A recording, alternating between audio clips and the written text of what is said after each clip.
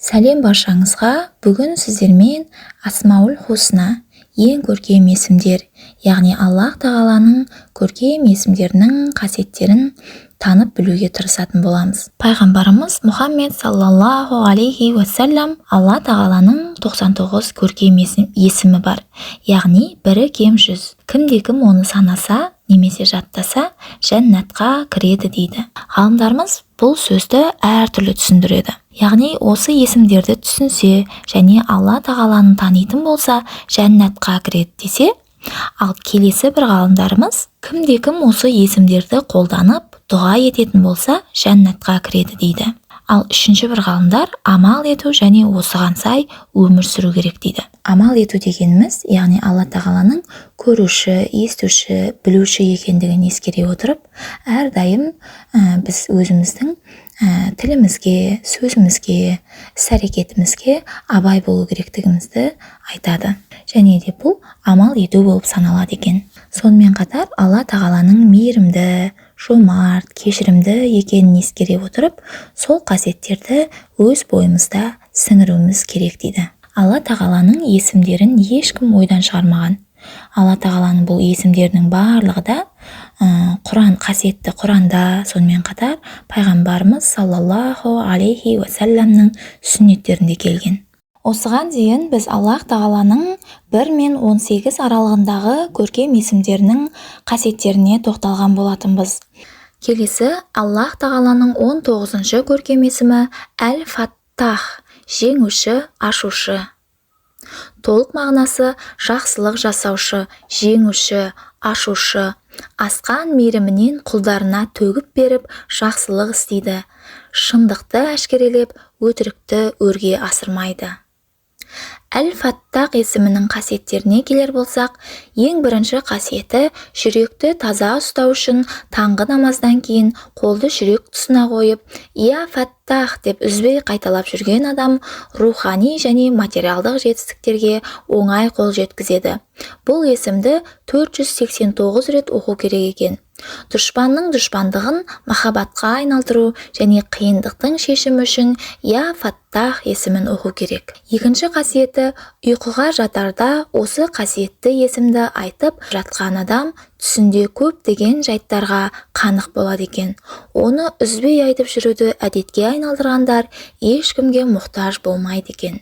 Үшінші қасиеті, кімде-кім өзінің оң қолын кеудесіне қойып, Алла тағаланың осы әдемі есімін таң намазынан кейін 15 немесе 71 рет қайталаса, жүрегі нұрланады, көңілі шаттанып, жай табады, ризық несібесі артады және істері жеңілдей түседі. Әл-Фаттах есімінің 4-ші қасиеті, «Я Фаттах, Я Раззақ» деп күніне 100 рет оқып жүрген адамның Алла тағала ризығын табуын жеңілдетеді және өзіне жабық тұрған есіктерді ашады екен. 5-ші қасиеті, осы есімді көп қайталауға әдеттенген адамға нұр мен жеңіс нәсіп болады екен. Аллах тағаланың 20-шы көркем есімі Әл-Алим, бәрін білуші. Толық мағынасы бәрін білуші, терең білім иесі. Ол әр нәрсені толық біледі және ол білмейтін еш нәрсе жоқ. Алла тағала білушілердің білушісі. Алла тағала ғайыпты да, көмескіні де біледі.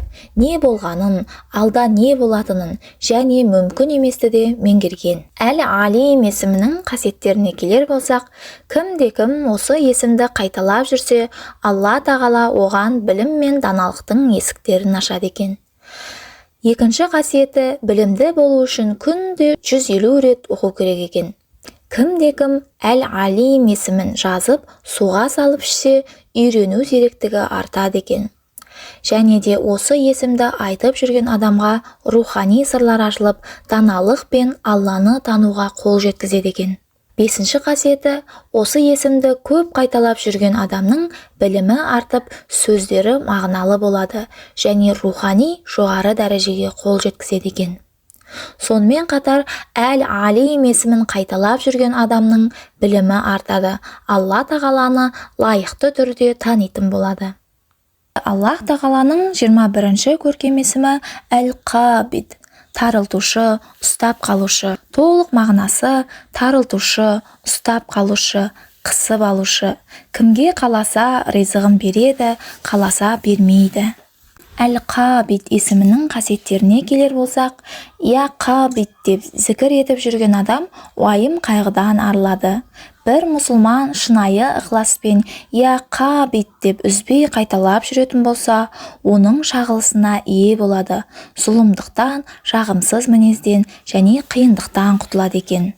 Сонымен қатар Әл-Қабид есімін әрдайым оқып жүрген адамда айбындылық пен айбат пайда болады екен.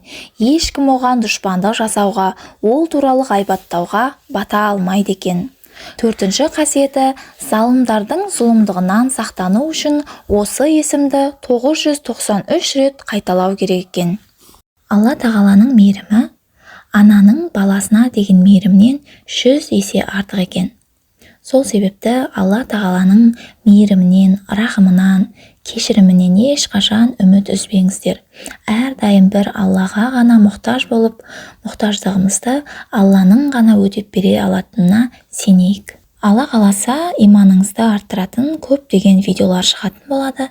Жіберіп алмас үшін каналға тіркеліп, лайк басып, комментария жазып, видеоларды достарыңызбен бөлісіңіздер.